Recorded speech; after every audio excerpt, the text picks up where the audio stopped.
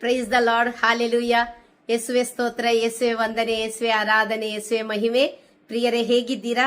ಯೇಸು ನಾಮದಲ್ಲಿ ಚೆನ್ನಾಗಿದ್ದೀರಾ ಅಂತ ನಂಬ್ತೀನಿ.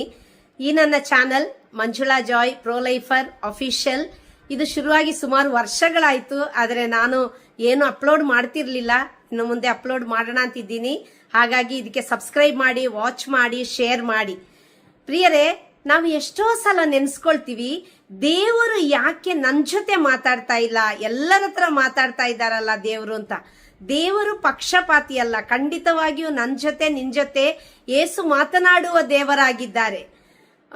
ಬಲಿಪೂಜೆಯ ಮುಖಾಂತರ, ವಾಕ್ಯಗಳ ಮುಖಾಂತರ, ವಾಗ್ದಾನಗಳ ಮುಖಾಂತರ, ಸಂಸ್ಕಾರ ಮುಖಾಂತರ, ಆಜ್ಞೆಗಳ ಮುಖಾಂತರ ದೇವರು ನಮ್ಮ ಜೊತೆಗೆ ಮಾತನಾಡ್ತಾರೆ ಇದ್ದಾರೆ. ಪ್ರಿಯರೇ, ನಾವು ಆದ್ರೆ ಗಮನಿಸೋದಿಲ್ಲ ಅಷ್ಟೇ. ಕೆಲವೊಮ್ಮೆ ಪ್ರಾರ್ಥನೆ ಮಾಡುವಾಗ ಮನಸಾಕ್ಷಿಯ ಮುಖಾಂತರ, ವಾಣಿಯ ಮುಖಾಂತರ ದೇವರು ನಮ್ಮ ಜೊತೆ ಮಾತಾಡ್ತಾರೆ, ದರ್ಶನದ ಮುಖಾಂತರ ದೇವರು ಮಾತಾಡ್ತಾರೆ. ಆದ್ರೆ ನಾವು ಅದನ್ನು ಗಮನಿಸದೇ ಇರೋದು ದೊಡ್ಡ ದುರಂತ ಅಂತ ಹೇಳ್ಬೋದು. ಪ್ರಿಯರೇ, ನಾವು ನೋಡ್ತೀವಿ ಆದಿಕಾಂಡದಲ್ಲಿ 3ನೇ ಅಧ್ಯಾಯದಲ್ಲಿ ಆದಾಮ ಅವಳು ಪಾಪ ಮಾಡಿದಾಗ ದೇವರು ಸಂಜೆಯ ವೇಳೆಯಲ್ಲಿ ದೇವರ ಆ ಸಪ್ಪಳ ಕೇಳಿದಾಗ, ಸದ್ದು, ದೇವರು ಬರುವ ಸದ್ದು ಕೇಳಿದಾಗ ಆದಾಮ ಅವಳು ಅವಸ್ಕೊಂಡು ಕೂತ್ಕೊಳ್ತಾರೆ. ಆಗ ದೇವರು ಆದಾಮ ಅವಳ ಜೊತೆ ಮಾತಾಡೋದನ್ನ ನಾವು ನೋಡ್ತೀವಿ. ಹಾಗೆ ಕಾಯಿನ ತನ್ನ ಸಹೋದರ ಹೇಬೆಲ್ನನ್ನು ಕೊಂದಾಗ ಆದಿಕಾಂಡ 4ನೇ ಅಧ್ಯಾಯ 10ರಿಂದ ವಾಕ್ಯದಲ್ಲಿ ನಾವು ನೋಡ್ತೀವಿ. ದೇವರು ಕೇಳ್ತಾರೆ, ಕಾಯಿನ, ನಿನ್ನ ಸಹೋದರ ಎಲ್ಲಿ? ಹಾಗೆ ಅವರಿಬ್ಬರ ಕಾನ್ವರ್ಸೇಷನ್, ಅವರಿಬ್ಬರ ಮಾತುಕತೆ ಮುಂದುವರಿಸ್ತಾ ಅವನು ಹೇಳ್ತಾನೆ, ನಾನು ಈ ಊರು ಬಿಟ್ಟು ಹೋದ್ರೆ ನನ್ನನ್ನು ಎಲ್ಲರೂ ಕಂಡಲ್ಲಿ ಕಲ್ಲೆಸ್ತು ಕೊಲ್ತಾರೆ. ಆಗ ದೇವರು ಹೇಳ್ತಾರೆ, ನಿನಗೆ ಯಾರು ಏನು ಮಾಡಲ್ಲ, ಏನು ಮಾಡದಾಗೆ ನಿನಗೆ ಒಂದು ಮುದ್ರೆಯನ್ನು ಇಡ್ತಾ ಇದ್ದೀನಿ ನಾನು. ಹಾಗೆ ದೇವರು ಪಾಪಿಗಳನ್ನು ಪ್ರೀತಿಸುವ ದೇವರು. ಅವರು ಪಾಪಗಳನ್ನು ದ್ವೇಷಿಸ್ತಾರೆ ಹೊರತು ಪಾಪಿಯನ್ನು ದ್ವೇಷಿಸುವ ದೇವರಲ್ಲ ನಮ್ಮ ದೇವರು. ಅಬ್ರಹಾಮ, ಈಸಾಕ, ಯಾಕೋಬ ಎಲ್ಲರ ಜೊತೆ ದೇವರು ಮಾತಾಡ್ತಾರೆ. ಪ್ರಿಯರೇ, ಅವರು ಕನಸಿನ ಮೂಲಕ, ದರ್ಶನದ ಮೂಲಕ, ವಾಣಿಯ ಮುಖಾಂತರ ಹೀಗೆ ದೇವರು ಮಾತನಾಡುವ ದೇವರಾಗಿದ್ದಾರೆ. ಅದೇ ರೀತಿಯಲ್ಲಿ ವಿಮೋಚನೆ ಕಾಂಡ 33ನೇ ಅಧ್ಯಾಯ 11ನೇ ವಾಕ್ಯದಲ್ಲಿ ನಾವು ನೋಡ್ತೀವಿ, ದೇವರು ಮೋಶೆಯ ಬಳಿ ಒಬ್ಬ ಗೆಳೆಯನ ಹತ್ರ ಮಾತನಾಡುವ ರೀತಿಯಲ್ಲಿ ಮಾತನಾಡ್ತಾ ಇದ್ರು ಅಂತ. ಅದೇ ರೀತಿ ಅವರು ಒಳ್ಳೆಯ ಸ್ನೇಹಿತರಾಗಿದ್ದಾರೆ, ನಮ್ಮ ಜೊತೆ ಮಾತಾಡ್ತಾರೆ. ದೇವರು ಸುಳ್ಳು ಹೇಳುವ ದೇವರಲ್ಲ. ದೇವರು ನಾನು ನಿನಗೆ ಒಂದು ದರ್ಶನ ಕೊಡ್ತೀನಿ ಅಂತ ಹೇಳಿದ್ರೆ ಖಂಡಿತ ಕೊಡ್ತಾರೆ. ನಾನು ನಿನ್ ಜೊತೆ ಮಾತಾಡ್ತೀನಿ ಅಂತ ಹೇಳಿದ್ರೆ ಖಂಡಿತ ಮಾತಾಡ್ತಾರೆ. ಅವರು ನಮ್ಮನ್ನು ಬಿಟ್ಟಾಕುವ ದೇವರಲ್ಲ. ಯುಗದ ಸಮಾಪ್ತಿಯವರೆಗೂ ನಾನು ನಿನ್ ಜೊತೆಗೆ ಇರ್ತೀನಿ ಅಂತ ಹೇಳಿದ ದೇವರು. ನೋಡಿ, ನಾವು ನೋಡ್ತೀವಿ ಹೊಸ ಒಡಂಬಡಿಕೆಯಲ್ಲಿ ಪ್ರೇಷಿತರ ಕಾರ್ಯಕಲಾಪ 9ನೇ ಅಧ್ಯಾಯ 3ರಿಂದ ವಾಕ್ಯದಲ್ಲಿ ನಾವು ನೋಡ್ತೀವಿ, ಸೌಲ ಎಲ್ಲಾ ಕ್ರೈಸ್ತರನ್ನು ಹಿಂಸೆ ಪಡಿಸ್ಲಿಕ್ಕಾಗಿ, ಅಪ್ಪಣೆ ಪಡೀಲಿಕ್ಕಾಗಿ ಅವನು ಹೋಗ್ತಾ ಇರುವಾಗ ದಮಸ್ಕಸ್ ಅಲ್ಲಿ ಆ ದೇವರು ಅವನಿಗೆ ಏನು ವಾಣಿಯ ಮುಖಾಂತರ ಮಾತಾಡ್ತಾರೆ. ಅವನಿಗೆ ಒಂದು ಮಿಂಚು ಹೊಡಿತದೆ, ಅವನು ಬಿದ್ದು ಬಿಡ್ತಾನೆ, ಕುದುರೆ ಮೇಲಿಂದ ಬೀಳ್ತಾನೆ. ಆಗ ಸೌಲನೇ ನನ್ನನ್ನು ಯಾಕೆ ಹಿಂಸೆ ಪಡಿಸ್ತಾ ಇದೀಯಾ? ಸ್ವಾಮಿ, ನೀವ್ ಯಾರು? ನನ್ನನ್ನು ಹಿಂಸೆ ಪಡಿಸ್ತಾ ಇದೆಯಲ್ಲ, ಆ ಯೇಸುವೆ ನಾನು. ನೋಡಿ, ದೇವರು ಯಾವ ರೀತಿಯಲ್ಲಿ ಮಾತಾಡ್ತಾ ಇದ್ದಾರೆ ಅಂತ. ಅದೇ ರೀತಿಯಲ್ಲಿ ಪ್ರೇಷಿತರೊಡನೆ ಅನೇಕ ಸಲ ಅವರು ಬಂಧನದಲ್ಲಿದ್ದಾಗ, ಸೆರೆಮನೆಯಲ್ಲಿದ್ದಾಗ, ಅವರು ಎಲ್ಲಿ ಪ್ರಸಂಗ ಮಾಡ್ಲಿಕ್ಕೆ ಹೋಗುವಾಗ ಅನೇಕ ಸಲ ದೇವರು ದರ್ಶನ ಕೊಡೋದು, ಮಾತಾಡೋದು ಎಲ್ಲ ಮಾಡ್ತಾರೆ. ಅದೇ ರೀತಿಯಲ್ಲಿ ನಮ್ಮ ಹತ್ರ ಕೂಡ ಧ್ಯಾನಕೂಟಗಳ ಮುಖಾಂತರ, ವಾಕ್ಯದ ಮುಖಾಂತರ ಕೆಲವೊಮ್ಮೆ ನಾವು ಹೇಳ್ತೀವಲ್ಲ, ಆ ಸಿಸ್ಟರ್ ಹೇಳಿದ್ದು, ಆ ಫಾದರ್ ಹೇಳಿದ್ದು, ಆ ಬ್ರದರ್ ಹೇಳಿದ್ದು, ನನಗೆ ಹೇಳಿದಂತೆ ಇತ್ತು, ನನ್ನ ಕುಟುಂಬಕ್ಕೆ ಹೇಳಿದಂತೆ ಇತ್ತು. ಅಂದ್ರೆ ದೇವರು ವಾಕ್ಯಗಳ ಮುಖಾಂತರ, ದೇವ ಸೇವಕರ ಮುಖಾಂತರ ದೇವರು ಮಾತಾಡ್ತಾರೆ. ಪ್ರಿಯರೇ, ದೇವರು ನಮ್ಮನ್ನು ಕೈ ಬಿಡುವುದ ದೇವರು, ಯಾವಾಗ್ಲೂ ನಡೆಸುವ ದೇವರು, ಅವರು ಕಾಯುವ ದೇವರು, ಅವರು ಪರಿಪಾಲಿಸುವ ದೇವರು, ಅವರು ಒದಗಿಸುವ ದೇವರು, ಅವರು ಪೂರೈಸುವ ದೇವರು, ಅವರು ಕೈ ಹಿಡಿದು ಹೆತ್ತ ತಾಯಿಗಿಂತ ಮಿಗಿಲಾಗಿ ಪ್ರೀತಿಸುವ ದೇವರು, ಬೆನ್ನತಿ ಪ್ರೀತಿ ಮಾಡುವ ದೇವರು, ಕೆಟ್ಟು ಹೋಗಿದ್ದನ್ನು ಹುಡುಕಿ ಬಂದ ದೇವರು. ಹಾಗಾಗಿ ನಾವು ಚಿಂತೆ ಮಾಡಬೇಕಾಗಿಲ್ಲ, ಯಾಕೆ ದೇವರು ನನ್ನ ಜೊತೆ ಮಾತಾಡ್ತಾ ಇಲ್ಲ ಅಂತ. ದೇವರು ನೋಡಿ ಮಾರ್ತನ ಹತ್ರ ಹೇಳ್ತಾರೆ, ಯಾಕೆ ನೀನು ಗಡಿಬಿಡಿಗೊಳ್ತೀಯ, ಯಾಕೆ ನೀನು ಗೊಂದಲ ಮಾಡ್ಕೊಳ್ತೀಯ? ಮರಿಯಾ ಒಳ್ಳೆಯದನ್ನೇ ಆರಿಸಿಕೊಂಡಿದ್ದಾಳೆ. ನೋಡಿ, ಮರಿಯಾ ದೇವರ ಪಾದದ ಬುಡದ ಬಳಿ, ಯೇಸುವಿನ ಪಾದದ ಬುಡದ ಬಳಿ ಕೂತು ಅವರ ವಾಕ್ಯವನ್ನು ಆಲಿಸ್ತಾ ಇರ್ತಾಳೆ, ಅವರ ಮಾತನ್ನು ಆಲಿಸ್ತಾ ಇರ್ತಾಳೆ. ನಾವು ಕೂಡ ದಿನಕ್ಕೆ ಒಂದು 10 ನಿಮಿಷ, ಅರ್ಧ ಗಂಟೆ, 1 ಗಂಟೆ ಆದರೂ ದೇವರ ಸನ್ನಿಧಿಯಲ್ಲಿ, ದೇವರ ಪಾದದ ಬುಡದಲ್ಲಿ ಕುಳಿತು ಅವರ ಮಾತನ್ನು ಆಲಿಸುವವರಾಗಿರ್ಬೇಕು ನಾನು ನೀನು. ದೇವರ ವಾಕ್ಯ ಓದಬೇಕು, 1, 2, 3, 4 ಅಧ್ಯಾಯಗಳನ್ನು ಓದಬೇಕು.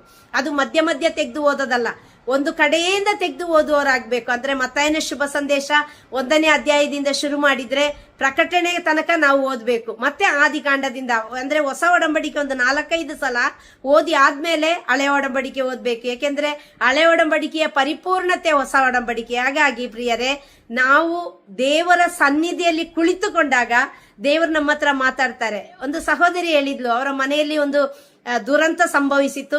ಆ ಸಹೋದರಿ ಅದಕ್ಕಾಗಿ ಅಳ್ತಾ ಇದ್ಲು, ಸ್ವಾಮಿ ಇದು ಯಾಕೆ ಆಯ್ತು, ನಮ್ಮ ಕುಟುಂಬ ಎಷ್ಟು ಒಳ್ಳೆ ಕುಟುಂಬ, ಪ್ರೀತಿಸುವ ಕುಟುಂಬ, ಪ್ರಾರ್ಥಿಸುವ ಕುಟುಂಬ, ಸಂಸ್ಕಾರಗಳಲ್ಲಿ ಜೀವಿಸುವ ಕುಟುಂಬ, ಯಾಕೆ ಹೀಗಾಯ್ತು ಅಂತ ಆ ಮಗಳು ಅಳ್ತಾ ಇರುವಾಗ ದೇವರು ಪ್ರಾರ್ಥನಾ ಸಮಯದಲ್ಲಿ ಆ ಮಗಳೊಂದಿಗೆ ಮಾತನಾಡಿದ್ರು. ಮಾತಾಡಿ ಅದು ಏನು ದುರಂತ, ಅದಕ್ಕೆ ಯಾರು ಕಾರಣರು ಅಂತ ದೇವರು ತೋರಿಸಿಕೊಟ್ರು. ಆ ಮಗಳು ಯಾವಾಗ್ಲೂ ನನ್ನ ಹತ್ರ ಹೇಳ್ತಾ ಇರ್ತಾಳೆ, ಸಿಸ್ಟರ್ ನಂಗೆ ಯಾರು ಹೇಳಲಿಲ್ಲ, ನಂಗೆ ದೇವರು ಹೇಳಿದ್ರು. ಯಾವುದೋ ಒಂದು ಸಹೋದರಿ ಕೆಟ್ಟವರು ಅಂತ ಹೇಳಿ ಅವ್ರ ಹತ್ರ ಜಗಳಾಡಬೇಕು ಈ ಪ್ರಾರ್ಥನೆ ಮುಗಿಸಿ ಅಂತ ಈ ಸಹೋದರಿ ನೆನ್ಸ್ಕೊಂಡು ಪ್ರಾರ್ಥಿಸ್ತಾ ಇರುವಾಗ ದೇವರು ಹೇಳಿದ್ರು, ನೀನು ಜಗಳಾಡಬೇಡ, ಆ ಸಹೋದರಿ ಒಳ್ಳೆಯವರು. ನೋಡಿ, ದೇವರು ನಾವು ಏನು ಮನಸ್ಸಲ್ಲಿ ನೆನೆಸ್ಕೊಂಡು ಹೇಗೆ ಜೀವಿಸಬೇಕು ಅಂತ ನಾವು ತೀರ್ಮಾನ ಮಾಡ್ತೀವೋ, ದೇವರು ನಮ್ಮ ಜೊತೆ ಮಾತನಾಡುವ ಸಮಯ ಪ್ರಾರ್ಥನಾ ಸಮಯ ಆಗಿದೆ ಪ್ರಿಯರೇ. ಹಾಗಾಗಿ ನಾವು ವೈಯಕ್ತಿಕ ಪ್ರಾರ್ಥನೆಗೆ ತುಂಬಾ ಇಂಪಾರ್ಟೆನ್ಸ್ ಕೊಡಬೇಕು. ನಾವು ಇವತ್ತು ಹೆಚ್ಚಿನ ಜನ ಏನ್ ಮಾಡ್ತೀವಿ ಅಂದ್ರೆ, ಪ್ರಾರ್ಥಿಸುವ ವ್ಯಕ್ತಿಗಳ ಹತ್ರ ನಾವು ನಮ್ಮ ಪೆಟಿಷನ್ಸ್ ಹೇಳಿ, ನಮ್ಮ ಇಂಟೆನ್ಷನ್ಸ್ ಹೇಳಿ, ಪ್ರಾರ್ಥನಾ ಮನವಿಗಳನ್ನ ಹೇಳಿ ನಾವು ಬಿಟ್ಟು ಬಿಡ್ತೀವಿ. ಏನು ಅಂತ ಹೇಳಿದ್ರೆ, ನೀವು ಪ್ರಾರ್ಥಿಸಿ, ಈ ವಿಷಯಕ್ಕಾಗಿ ಪ್ರಾರ್ಥಿಸಿ. ನಾನೇ ಹೇಳೋದು ಏನಂದ್ರೆ, ನೀನು ಪ್ರಾರ್ಥಿಸು, ನಾನು ಪ್ರಾರ್ಥಿಸ್ತೀನಿ. ಇಬ್ಬರ ಪ್ರಾರ್ಥನೆ. ಮತ್ತಾಯ ಶುಭ ಸಂದೇಶ 18ನೇ ಅಧ್ಯಾಯ 19-20 ವಾಕ್ಯ ಹೇಳುತ್ತೆ, ಯಾರು 2-3 ನನ್ನ ನಾಮದಲ್ಲಿ ಒಂದು ಸೇರ್ತೀರೋ ಅವರ ಮಧ್ಯದಲ್ಲಿ ನಾನಿರ್ತೀನಿ. ಯಾರು 2-3 ಒಂದು ವಿಷಯಕ್ಕಾಗಿ ಪ್ರಾರ್ಥಿಸ್ತಾರೋ ಅದು ಪರಲೋಕದ ತಂದೆಯಿಂದ ಅಂಗೀಕರಿಸಲ್ಪಟ್ಟು ಅದಕ್ಕೆ ಸದುತ್ತರ ಸಿಗ್ತದೆ. ನೋಡಿ, ಎಲ್ಲಕ್ಕೆ ಸಹ ಉತ್ತರ ಸಿಗ್ತದೆ. ಯಾವ ಪ್ರಾರ್ಥನೆನೂ ಯಾವತ್ತೂ ವೇಸ್ಟ್ ಆಗಲ್ಲ. ದೇವರ ಸನ್ನಿಧಿಯಲ್ಲಿ ಕುಳಿತುಕೊಂಡಾಗ ದೇವರ ಚಿತ್ತ ಏನಿದೆಯೋ ಅದು ನಮ್ಮ ಜೀವನದಲ್ಲಿ ನೆರವೇರುತ್ತೆ. ನಾವು ದೇವರ ಸನ್ನಿಧಿಯಲ್ಲಿ ಒಂದು ಗುಲಾಬಿ ಹೂವನ್ನು ಕೇಳ್ತಾ ಇರ್ತೀವಿ, ದೇವರು ನಮಗೆ ಲಾಲ್ ಬಾಗನ್ನೇ ಕೊಡಕ್ಕೆ ಇಷ್ಟಪಡ್ತಾ ಇರ್ತಾರೆ. ಹಾಗಾಗಿ ಯಾವ್ದಾದ್ರು ಒಂದು ಪ್ರಾರ್ಥನೆ ಕೇಳಲಿಲ್ಲ, ದೇವರು ಅದಕ್ಕೆ ಆನ್ಸರ್ ಮಾಡಿಲ್ಲ ಅಂದ್ರೆ ದೇವರು ನನ್ನನ್ನು ಪ್ರೀತಿಸ್ತಾ ಇಲ್ಲ ಅಂತ ಖಂಡಿತ ನೆನ್ಸ್ಕೋಬೇಡಿ. ದೇವರು ಖಂಡಿತವಾಗಿಯೂ ನಿನ್ನ ಪ್ರಾರ್ಥನೆಯನ್ನು ಆಲಿಸುವ ದೇವರು, ದೇವರು ಒದಗಿಸುವ ದೇವರು, ದೇವರು ಪೂರೈಸುವ ದೇವರು, ದೇವರು ಕೊಡುವ ದೇವರು. ದೇವರು ನನ್ನಲ್ಲೂ ನಿನ್ನಲ್ಲೂ ಜೀವಿಸ್ತಾ ಇದ್ದಾರೆ, ಯುಗದ ಸಮಾಪ್ತಿಯವರೆಗೆ ಇರುವ ದೇವರು. ಮತ್ತಾಯ 11:28 ಹೇಳುತ್ತೆ, ದುಡಿದು ಭಾರ ಹೊತ್ತು ಬಳಲಿ ಬೆಂಡಾದ ಸರ್ವ ಜನರೇ, ನೀವೆಲ್ಲರೂ ನನ್ನ ಬಳಿಗೆ ಬನ್ನಿರಿ, ನಾನು ನಿಮಗೆ ವಿಶ್ರಾಂತಿ ಕೊಡ್ತೀನಿ. ಯಾರೆಲ್ಲ ದೇವರ ಸನ್ನಿಧಿಗೆ ಬರ್ತಾರೋ, ದೇವರ ಬಳಿ ಬಂದವರನ್ನು ನಾನೆಂದಿಗೂ ತಳ್ಳಿ ಬಿಡುವುದಿಲ್ಲ, ಬರಿಗೈಲಿ ಕಳಿಸುವುದೇ ಇಲ್ಲ. ದೇವರ ಚಿತ್ತ ಇದ್ರೆ 100% ನಾವು ಬೇಡುವುದಕ್ಕಿಂತ ಕೇಳುವುದಕ್ಕಿಂತ, ಫಿಲಿಪ್ಪಿ 3:20 ಹೇಳುತ್ತೆ, ನೀನು ಬೇಡುವುದಕ್ಕಿಂತ ಕೇಳುವುದಕ್ಕಿಂತ ಮಿಗಿಲಾಗಿ ಒದಗಿಸುವ ದೇವರು. ಆ ದೇವರ ಸನ್ನಿಧಿಯಲ್ಲಿ ನಾವು ಕೂತ್ಕೊಳ್ಬೇಕು ಪ್ರಿಯರೇ. ಇವತ್ತಿನಿಂದ ನಾನು ನೀನು ಪ್ರಾರ್ಥನೆಯಲ್ಲಿ ಕೇಳ್ಕೋಬೇಕಾದ ವಿಷಯ ಒಂದು, ಸ್ವಾಮಿ ಪ್ರಾರ್ಥನೆ ಮಾಡುವ ವರದಿಂದ ನನ್ನನ್ನು ತುಂಬಿಸು, ವಿಶ್ವಾಸಿಸುವ ವರದಿಂದ ನನ್ನನ್ನು ತುಂಬಿಸು. ದೇವರ ವಾಕ್ಯವನ್ನು ಓದಲು, ದೇವರ ವಾಕ್ಯವನ್ನು ಆಲಿಸಲು, ಆಲಿಸಿದ ವಾಕ್ಯವನ್ನು ಪಾಲಿಸಲು ಬೇಕಾದ ಕೃಪೆಯನ್ನು ನನಗೆ ದಯಪಾಲಿಸು. ನನ್ನಲ್ಲಿರುವ ಬಲಹೀನತೆಗಳು, ಕೊರತೆಗಳು ಯೇಸುವೆ ನಿನ್ನ ನಾಮದ ಬಲದಲ್ಲಿ, ರಕ್ತ ವಾಕ್ಯದ ಶಕ್ತಿಯಲ್ಲಿ ಸುಟ್ಟು ಭಸ್ಮವಾಗಿ ನಿನ್ನ ಶಿಲುಬೆಗೆ ಜಡಿಯಲ್ಪಡಲಿ. ನಾನು, ನನ್ನ ಕುಟುಂಬವು ಯೇಸುವೆ ನಿಮಗೆ ಸಾಕ್ಷಿಗಳಾಗಬೇಕು. ನಿನಗೆ ಇಷ್ಟವಿಲ್ಲದೆ ಇರುವ ಎಲ್ಲ ಸ್ವಭಾವಗಳು ನನ್ನ ಆಧಾರದಿಂದ, ನನ್ನ ಹೃದಯದಿಂದ, ನನ್ನ ದೇಹಾತ್ಮ ಮನಸ್ಸಿನಿಂದ ತೆಗೆದು ಹಾಕಿರಿ ಸ್ವಾಮಿ ಅಂತ ಹೇಳಿ ನಾವು ಪ್ರಾರ್ಥಿಸುವರಾಗಬೇಕು ಪ್ರಿಯರೇ. ಖಂಡಿತವಾಗಿಯೂ ನನಗೆ ಗೊತ್ತು, ಮಧ್ಯಮ ವರ್ಗದ ಕುಟುಂಬಗಳು EMI ಕಟ್ಟಕ್ಕಾಗದೆ, ಸಾಲ ಕಟ್ಟಕ್ಕಾಗದೆ, ಲೋನ್ ಕಟ್ಟಕ್ಕಾಗದೆ, ಬಡ್ಡಿ ಕಟ್ಟಕ್ಕಾಗದೆ, ಮಕ್ಕಳ ಫೀಸ್ ಕಟ್ಟಕ್ಕಾಗದೆ ಎಷ್ಟು ಒದ್ದಾಡ್ತಾ ಇರ್ತೀವಿ ಅಂತ ನನಗೆ ಗೊತ್ತುಂಟು. ಏಕೆಂದ್ರೆ ಆ ಎಲ್ಲ ಹಾದಿ ಹೋಗಿ ಬಂದ ಮಗಳು ನಾನು. ಹಾಗಾಗಿ ಊಟ ಇಲ್ಲದ ಅವಸ್ಥೆ, ರೋಗಿಯಾದ ಅವಸ್ಥೆ, ಆಸ್ಪತ್ರೆಗೆ ಕಾಸಿಲ್ಲದ ಅವಸ್ಥೆ, ಎಲ್ಲ ಅವಸ್ಥೆ ನಮಗೆ ಗೊತ್ತುಂಟು. ನನಗೇನೆ ಗೊತ್ತಿರ್ಬೇಕಾದ್ರೆ ನಮ್ಮನ್ನು ಸೃಷ್ಟಿ ಮಾಡಿದ ದೇವರಿಗೆ ಎಷ್ಟು ಗೊತ್ತಿರಲ್ಲ. ಏಕೆಂದ್ರೆ ಯೆಶಾಯ ಪ್ರವಾದಿ 49ನೇ ಅಧ್ಯಾಯ 15ನೇ ವಾಕ್ಯ ಹೇಳುತ್ತೆ, ಹೆತ್ತ ತಾಯಿ ನಿನ್ನನ್ನು ಮರೆತರು ನಾನು ನಿನ್ನನ್ನು ಮರೆಯಲ್ಲ. ಯಾರು ಈ ಲೋಕದಲ್ಲಿ ಯಾರು ಕೈ ಬಿಟ್ರು, ನನ್ನನ್ನು ಕೈ ಬಿಡದ ದೇವರು ಒಬ್ಬರು ಇದ್ದಾರೆ ಅಂದ್ರೆ ಅದು ಯೇಸು ಪ್ರಿಯರೇ. ನನಗಾಗಿ ನಿನಗಾಗಿ ಜೀವ ಕೊಟ್ಟ ದೇವರು. ಯೋಹಾನ 10:10 ಹೇಳ್ತಾರೆ, ನಾನು ಬಂದಿದ್ದು ಜೀವ ನೀಡಲು, ಸಮೃದ್ಧಿಯಾಗಿ ನೀಡಲು. ಆ ಜೀವ ನನ್ನಲ್ಲಿ ನಿನ್ನಲ್ಲಿ ತುಂಬಕ್ಕೆ ದೇವರು ಕಾಯ್ತಾ ಇರುವಾಗ, ಭರವಸೆ ಕೊಡ್ತಾ ಇರುವಾಗ, ಆ ಯೇಸುವನ್ನು ಗಟ್ಟಿಯಾಗಿ ಹಿಡ್ಕೊಂಡು, ಯೇಸುವೆ ನೀವೇ ನನಗೆ ಗತಿ, ನೀವೇ ನನ್ನ ಸರ್ವಸ್ವ. ಅದಕ್ಕಾಗಿ ಪ್ರಿಯರೇ, ಆ ಯೇಸು ನಮ್ಮೊಂದಿಗೆ ಮಾತನಾಡಬೇಕಾದ್ರೆ, ದೇವರು ನಮ್ಮೊಂದಿಗೆ ಮಾತನಾಡಬೇಕಾದ್ರೆ ನಾವು ಏನ್ ಮಾಡಬೇಕು ಅಂತ ಹೇಳಿದ್ರೆ, ನಾವು ದೇವರ ವಾಕ್ಯ ಓದಬೇಕು, ಸಂಸ್ಕಾರಗಳಲ್ಲಿ ಭಾಗವಹಿಸಬೇಕು, ಬಲಿಪೂಜೆಯಲ್ಲಿ ಭಾಗವಹಿಸಬೇಕು, ಆಜ್ಞೆಗಳನ್ನು ಪಾಲಿಸಬೇಕು.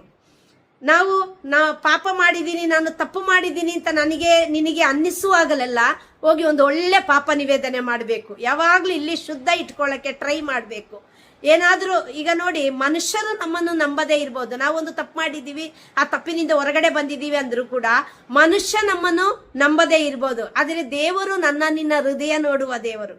ಯಾಕೆಂದ್ರೆ ನಾವು ಅವರ ಮಕ್ಕಳು. ಅವರಿಗೆಲ್ಲ ಗೊತ್ತುಂಟು, ದೇವರು ಯಾವುದೋ ಚಿನ್ನನೋ ಬೆಳ್ಳಿನೋ ಮುತ್ತು ರತ್ನ ವಜ್ರ ವೈಡೂರ್ಯ ಕೊಟ್ಟು ನನ್ನನ್ನು ನಿನ್ನನ್ನು ಕೊಂಡುಕೊಂಡಿಲ್ಲ. ಅವರ ಕೊನೇ ಹನಿ ರಕ್ತವನ್ನು ಕೂಡ ನನಗಾಗಿ ನಿನಗಾಗಿ ಚೆಲ್ಲಿ ನನ್ನನ್ನು ನಿನ್ನನ್ನು ಕ್ರಯಕ್ಕೆ ಕೊಂಡುಕೊಂಡಿರುವಾಗ ನಾನು ನೀನು ಅವರ ಸ್ವತ್ತು, ಅವರ ಮಕ್ಕಳು. ನಮ್ಮಪ್ಪ, ನಮ್ಮ ಪಪ್ಪ, ನಮ್ಮ ಡ್ಯಾಡಿ, ನಮ್ಮ ಮಮ್ಮಿ, ನಮ್ಮ ಸ್ನೇಹಿತ, ಅದೆಲ್ಲದಕ್ಕಿಂತ ಮಿಗಿಲಾದವರು ನಮ್ಮ ಯೇಸು. ಆ ಯೇಸುವನ್ನು ಗಟ್ಟಿಯಾಗಿ ಇಟ್ಕೊಳ್ಳಕ್ಕೆ ನಾನು ನೀನು ಟ್ರೈ ಮಾಡಬೇಕು ಪ್ರಿಯರೇ. ಆ ಯೇಸುವಿನೊಂದಿಗೆ ನಡೀಲಿಕ್ಕೆ ನಾನು ನೀನು ಪ್ರಯತ್ನ ಪಡುವಾಗ, ಯೇಸು ವಾಕ್ಯದ ಮುಖಾಂತರ, ಸಂಸ್ಕಾರದ ಮುಖಾಂತರ, ದೇವ ಮಕ್ಕಳ ಮುಖಾಂತರ, ಧ್ಯಾನಕೂಟಗಳ ಮುಖಾಂತರ, ನಮ್ಮ ಮನಸಾಕ್ಷಿಯ ಮುಖಾಂತರ, ವಾಣಿಯ ಮುಖಾಂತರ, ಯಾವುದಾದರೂ ಒಂದು ರೂಪದಲ್ಲಿ ದರ್ಶನದ ಮುಖಾಂತರ ನಿನ್ನ ಜೊತೆ ಮಾತಾಡ್ತಾರೆ. ಭಯಪಡಬೇಡ. ಯಾಕೆ ನನ್ನ ಜೊತೆ ಮಾತಾಡ್ತಾ ಇಲ್ಲ? ನಾನೇನು ದೇವರಿಗೆ ಇಷ್ಟ ಇಲ್ವಾ? ದೇವರಿಗೆ ನನ್ನ ಆಗಲ್ವಾ? ನಾನು ಅಷ್ಟು ಕೆಟ್ಟವಳ, ನಾನು ಪಾಪಿಯ? ದೇವರು ಬಂದಿದ್ದು ಪಾಪಿಗಳನ್ನ ಹುಡ್ಕೊಂಡು ಬಂದಿದ್ದು. ಯೇಸು ಹೇಳ್ತಾರೆ, ಮತ್ತಾಯನ ಶುಭ ಸಂದೇಶ, ಲೂಕನ ಶುಭ ಸಂದೇಶ 19:10 ನಾನು ಬಂದಿದ್ದು ಕೆಟ್ಟು ಹೋಗಿದ್ದನ್ನು ಹುಡುಕಿ ಬಂದ ದೇವರು. ಅವರು ಬಂದಿದ್ದು ಕೆಟ್ಟು ಹೋಗಿದ್ದನ್ನು ಹುಡುಕಿ ಬಂದ ದೇವರು. ಅವರಿಗೆಲ್ಲ ಗೊತ್ತು ಪ್ರಿಯರೇ.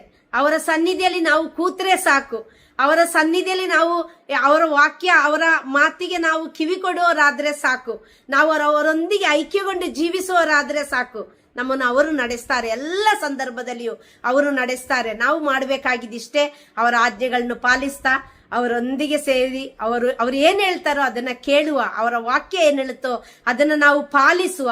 ನೀನು ನನ್ನಲ್ಲಿಯೂ ನನ್ನ ವಾಕ್ಯದಲ್ಲಿಯೂ ನೆಲೆಗೊಂಡಾಗ ನೀನು ನನ್ನ ನಾಮದಲ್ಲಿ ಏನು ಕೇಳಿದ್ರು ಕೊಡ್ತೀನಿ ಅಂತ ಯೋಹನ್ನ ಶುಭ ಸಂದೇಶ 15ನೇ ಅಧ್ಯಾಯದಲ್ಲಿ ದೇವರು ಹೇಳ್ತಾರೆ. ಎದುರುಬೇಡ, ಭಯಪಡಬೇಡ, ಹಂಚಬೇಡ, ಕೊರಗಬೇಡ. ಅಯ್ಯೋ ನನಗೆ ಯಾರಿಲ್ಲಲ್ಲ, ನಾನು ಸುಸೈಡ್ ಮಾಡ್ಕೊಳ್ತೀನಿ, ನನಗೆ ಅಂತ ಯಾರಿಲ್ಲ. ಯೇಸು ಇದ್ದಾರೆ ಪ್ರಿಯರೇ. ನನಗಾಗಿ ನಿನಗಾಗಿ ಬಂದ ಯೇಸು, ಅವರು ನಮ್ಮನ್ನು ಕೈ ಬಿಡದ ಯೇಸು. ನಾನು ನೀನು ಅನಾಥನಲ್ಲ. ದೇವರು ನಮ್ಮ ಜೊತೆ ಇದ್ದಾರೆ. ನಮ್ಮನ್ನು, ನಮ್ಮ ಕುಟುಂಬವನ್ನು, ನಮ್ಮ ಮಕ್ಕಳನ್ನು, ನಮ್ಮ ಹೆತ್ತವರನ್ನು, ನಮ್ಮ ಸಹೋದರ ಸಹೋದರಿ, ಬಂಧು ಮಿತ್ರಾದಿಗಳು, ರಕ್ತ ಸಂಬಂಧಿಗಳನ್ನು ಯೇಸು ನಡೆಸಿ ಪರಿಪಾಲಿಸ್ತಾರೆ. ಈ ಲೋಕವನ್ನೆಲ್ಲ ಯೇಸು ಸಮೃದ್ಧಿಯಾಗಿ ಅನುಗ್ರಹಿಸ್ತಾರೆ. ಅವರ ಆತ್ಮರ ಶಕ್ತಿಯಿಂದ ಇಡೀ ಪ್ರಪಂಚವನ್ನು ತುಂಬಿಸ್ತಾರೆ. ನಾವು ಪ್ರಾರ್ಥಿಸುವ ಯಾರಿಗೆಲ್ಲ ಯೇಸು ನಾಮವೇ ಗೊತ್ತಿಲ್ವೋ ಅವರೆಲ್ಲರ ಬಳಿ ಯೇಸು ನಾಮದ ಮಹಿಮೆ ಹರಡಲ್ಪಡಲಿ, ಯೇಸು ವಾಕ್ಯದ ಬೀಜ ಬಿತ್ತಲ್ಪಡಲಿ, ಇಡೀ ಪ್ರಪಂಚ ಯೇಸುಮಯವಾಗ್ಲಿ ಅಂತ ಹೇಳಿ ನಾವು ಪ್ರಾರ್ಥಿಸುವ. ಯೇಸುವೆ ಸ್ತೋತ್ರಪ್ಪ, ವಂದನೆ ಕರ್ತನೆ, ಆರಾಧನೆ ಮಹಿಮೆ ಸ್ವಾಮಿ. ನನ್ನ ಬಳಿ ಮಾತನಾಡಿರಿ ಯೇಸುವೆ, ವಾಕ್ಯದ ಮುಖಾಂತರ, ವಾಗ್ದಾನಗಳ ಮುಖಾಂತರ ನನ್ನ ಬಳಿ ಮಾತನಾಡಿರಿ ಸ್ವಾಮಿ. ನಮ್ಮ ಕುಟುಂಬಸ್ಥರ ಬಳಿ ಮಾತನಾಡಿರಿ ಯೇಸುವೆ, ಅನೇಕ ದೇವಸೇವಕರ ಮುಖಾಂತರ ಮಾತನಾಡಿರಿ ಸ್ವಾಮಿ. ಯೇಸುವೆ, ಬೆಳೆಯನ್ನು ಹೇರಳವಾಗಿದೆ, ಕೊಯ್ಲುಗಾರರು ವಿರಳ ಅಂತ ಹೇಳಿದಿರಾ ಯೇಸುವೆ. ಕೊಯ್ಲುಗಾರರು ತಕ್ಕವಾದ ಕೊಯ್ಲುಗಾರನು ಕಳಿಸಿ ಸ್ವಾಮಿ. ಮೋಸ ವಂಚನೆಯ ಆತ್ಮ ಯೇಸು ನಾಮದಲ್ಲಿ ಸುಟ್ಟು ಭಸ್ಮವಾಗಲಿ. ಎಲ್ಲ ಸುಳ್ಳು, ಮೋಸ, ಕಪಟತನ ಯೇಸು ನಾಮದಲ್ಲಿ ಸುಟ್ಟು ಭಸ್ಮವಾಗಿ ಯೇಸುವಿನ ಶಿಲುಬೆಗೆ ಜಡಿಯಲ್ಪಡಲಿ. ಪರಲೋಕದ ಶಕ್ತಿ ಇಳಿಯಲ್ಪಡಲಿ ಯೇಸುವೆ. ಎಲ್ಲ ಕೊರತೆಗಳು, ಬಲಹೀನತೆಗಳು ಬಿಟ್ಟು ಹೋಗಲಿ. ನಮ್ಮ ಅವಶ್ಯಕತೆಗಳು ನಿಮ್ಮ ನಾಮದಲ್ಲಿ ಸಂಧಿಸಲ್ಪಡಲಿ ಅಪ್ಪ ಯೇಸುವೆ. ನಾವು ಪ್ರಾರ್ಥಿಸುವ ಮಕ್ಕಳಾಗಿ ಪ್ರಾರ್ಥನಾ ವರದಿಂದ ನಮ್ಮನ್ನು ತುಂಬಿಸಿರಿ ಸ್ವಾಮಿ. ಕರುಣೆ ಇಳಿದು ಬರಲಿ. ಆಶೀರ್ವಾದ ನಮ್ಮ ಮೇಲೆ ಮಳೆಯಂತೆ ಸುರಿಯಲಿ. ಇಡೀ ಪ್ರಪಂಚವನ್ನು ನಿಮ್ಮ ರಕ್ತದ ಬಂಧನದಲ್ಲಿ ಬಂಧಿಸಿ, ಕೋಟೆಯಲ್ಲಿ ಒದಿಸಿ ಸ್ವಾಮಿ, ನಿಮ್ಮ ಅಂಗೈಯಲ್ಲಿ ಚಿತ್ರಿಸಿಕೊಂಡು ಇಡೀ ಪ್ರಪಂಚವನ್ನು ಕಣ್ಮಣಿಯಂತೆ ಕಾಪಾಡುವುದಕ್ಕಾಗಿ ಸ್ತೋತ್ರ. ಎಲ್ಲ ಯುದ್ಧ, ಕಲಹ, ಕಚ್ಚಾಟಗಳು, ಮೋಸ, ವಂಚನೆಯ ಆತ್ಮಗಳು, ಕುಟುಂಬವನ್ನು ಹಾಳು ಮಾಡುತ್ತಿರುವ ಸೈತಾನನ ಎಲ್ಲ ಅಟ್ಟಹಾಸಗಳು ಯೇಸು ನಾಮದಲ್ಲಿ ಸುಟ್ಟು ಭಸ್ಮವಾಗಲಿ ಸ್ವಾಮಿ. ಯೇಸುವೆ, ನಿಮ್ಮ ಶಿಲುಬೆಗೆ ಜಡಿಯಲ್ಪಡಲಿ. ಆನಂದ, ಆರೋಗ್ಯ, ಅಭಿಷೇಕ, ಆದಾಯ, ಐಶ್ವರ್ಯ, ಆಯುಷ, ಜಯದ ಆತ್ಮದಲ್ಲಿ ಇಡೀ ಪ್ರಪಂಚ ತುಂಬಲ್ಪಡಲಿ. ನನ್ನನ್ನು, ಈ ವಾಕ್ಯವನ್ನು ಆಲಿಸುವ ಸರ್ವ ಮಕ್ಕಳನ್ನು ಯೇಸುವೆ ನೀವು ಅನುಗ್ರಹಿಸಿ ಆಶೀರ್ವದಿಸುವುದಕ್ಕಾಗಿ ಸ್ತೋತ್ರ. ಮಾತೆ ಮರಿಯಮ್ಮನವರ ಎಲ್ಲದಕ್ಕಾಗಿ ಪ್ರಾರ್ಥಿಸುವುದಕ್ಕಾಗಿ ಸ್ತೋತ್ರ. ತಂದೆಯಾದ ದೇವನೇ, ಯೇಸು ನಾಮದಲ್ಲಿ ಬೇಡಿದನ್ನು ಹೊಂದಿಕೊಂಡಿದ್ದೇವೆ ಎಂದು ವಿಶ್ವಾಸಿಸ್ತೇವೆ ನಮ್ಮ ಜೀವವುಳ್ಳ ತಂದೆಯೇ. Amen, amen, amen. Praise the lord. Hallelujah. ನೀವು ನಮಗಾಗಿ ಪ್ರಾರ್ಥಿಸಿ, ನಾವು ನಿಮಗಾಗಿ ಪ್ರಾರ್ಥಿಸ್ತೀವಿ ಅಂತ ಹೇಳ್ತಾ ನಿಮ್ಮ ಸಹೋದರಿ ಮಂಜುಳಾ ಜಾಯ್ ಪ್ರೋ ಲೈಫರ್.